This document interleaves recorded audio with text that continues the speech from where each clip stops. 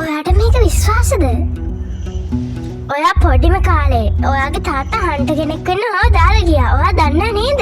ඔව් මම දන්නවා. අපිට මේක විශ්වාස කරන්නවත් බෑ. එයා රහස්‍යය වැල්ලුවා. මට ඒක දැනගන්න ඕනේ. ඇයි ඒක මගේ තාත්තා හුඟක් විශේෂ වුණේ කියලා. මම ඔයාට පුරුදු දෙනා මම විභාගෙන් සමත් වෙනවා කියලා. යමාව දකින්නකොට මම හන්ට කෙනෙක් වෙලා තියෙවි. හුගාය කට්ටි ඉන්න මේ ලෝකේ හන්ට කෙනෙක් වෙන්න බලාගෙන. මගේ නම කුරපිකා. මගේ නම තමයි ලයෝරියෝ. මං වගේ තව කට්ටි ඉන්න මේ ලෝකේ. දැනටමත් එක්සෑම් එක පටන්ගෙන තියෙනවා. හැම 404ක ඇප්ලිකේෂන් මං ගාව තියෙනවා. ඕගොල්ලෝ මගේ අයියාට පස්සේ හන්ට කෙනෙක් වෙන්න ඕනේ නේ. ඒ ඔක්කොම සල්ලි නිසාද? සමා වෙන්න මට හොඳ පළපුරුද්දක් නැහැ ඔයාට තියෙනවා වගේ.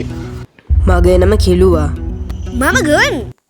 ඔයාලට හන්ට කෙනෙක් වෙන්න ඕනුනේ මොකටද? මාත් එක්ක හිටපු හැම කෙනෙක්ම මැරුණා. ඒක නිසා තමයි මට හන්ට කෙනෙක් වෙන්න ඕනේ නේ. ඔයාලා දන්නව නේද මේක මරණත් අතර සෙල්ලමක් කියලා? මාතක තියාගන්න මේක තමයි හුඟාරියේ කමාරම දේ. ඔයාලට තුවාල වෙන්න පුළුවන්, මැරෙන්නත් පුළුවන්. හන්ට එක්සෑම් එක අමාරුයි. පොරොන්දු වෙන්න ඔයා පරීක්ෂණෙන් ගෙදර එනවා කියලා. ඒක ඔයාට කරන්න පුළුවන් නේ. ඔව් මට ඒක පුළුවන්.